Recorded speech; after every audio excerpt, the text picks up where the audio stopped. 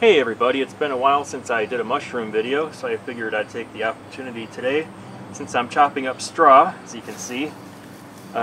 Doing it outdoors before it gets cold out, because I don't want to do it indoors because the dust gets everywhere.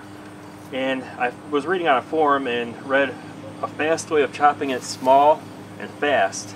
So I wanted to show you how to do that today. And I'll also show you some different substrates I've been experimenting with. So stay tuned and watch the video. Okay, you guys are going to love how fast this goes.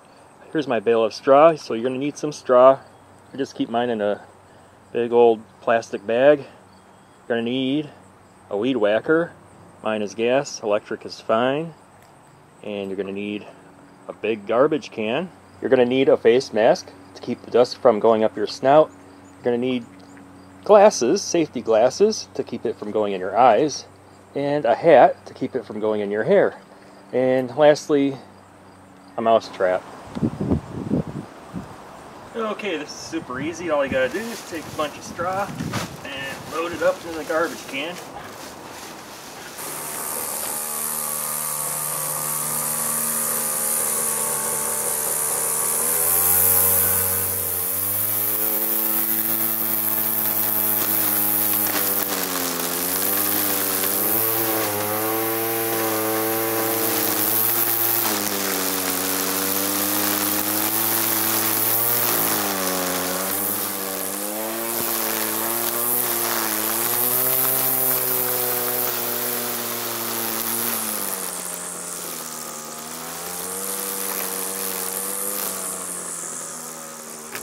Alright, well, that took about 3 minutes, and I did that whole bunch that I just threw in there.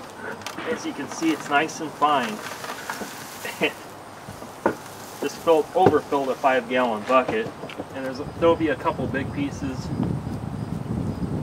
but most of it is under 2 inches long. So that's a nice substrate to sprout your mushrooms in. Alright, I've been testing out some different substrates to see which grows mushrooms faster and better. And no, it's not feta cheese or pickles. These are just the buckets I'm using. Here's the straw I just chopped. And in this bucket, I have coffee from Starbucks. They saved it up for me on a Saturday morning. This is over 15 pounds. And they saved this after about 4 hours of customers, which is pretty cool of them. And you can see how nice that is. And let me show you what else I have. Alright, here's something we're trying. It's wood fuel pellets. This is a 40-pound bag and it costs about $4.50 at the store. And these are little pellets that break down in water back into sawdust. And instead of straw, we're going to be using the wood fuel pellets with coffee. And it's less messy, so we'll see how that turns out. Here's the substrate that my son tested out for his science fair project. What he did was mix wood shavings, these aspen wood shavings, with coffee, and then another bag with straw and coffee to see which one would produce mushrooms fastest. And the straw actually won. The wood shavings were about 4 days behind the straw, and I'll show you some pictures of that here. Here you see my son's display at the STEM exposition, and STEM stands for Science, Technology, Engineering, and Math. And what he did was compare the growth rate of the mushrooms in straw compared to the growth rate of mushrooms in the aspen wood chips. And I'll give you a closer look at this. Here's a closer look at the display. It was one of the most popular at the expo. A lot of people curious about how mushrooms grow. And we had to plan this out perfectly because we had to have mushrooms on the day of the expo. And that takes about 3 weeks, and it worked out because they started to pin a few days before the expo. And we got lucky.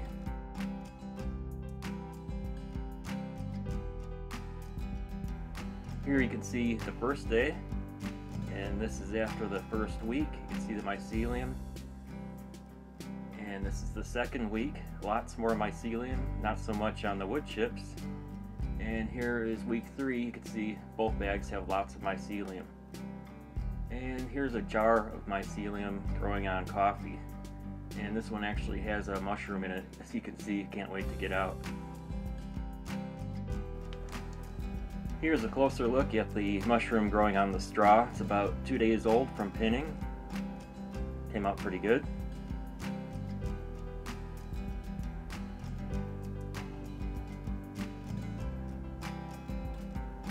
And here's the mushroom pinning on the wood chips, the aspen wood chips. Just started to come out that day. Here's a look at the wood chips and the straw. And this is 4 days after the show. You can see how big they got. This is on the straw. Another angle. And this is about 6 days after the show, and this is on the wood chips. And they did pretty good too.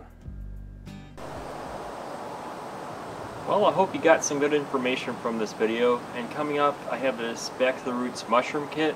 I'm going to push it to its limit and see how many mushrooms we can get off of it by taking the big block of mycelium that came with it. You can see there it's pretty thick.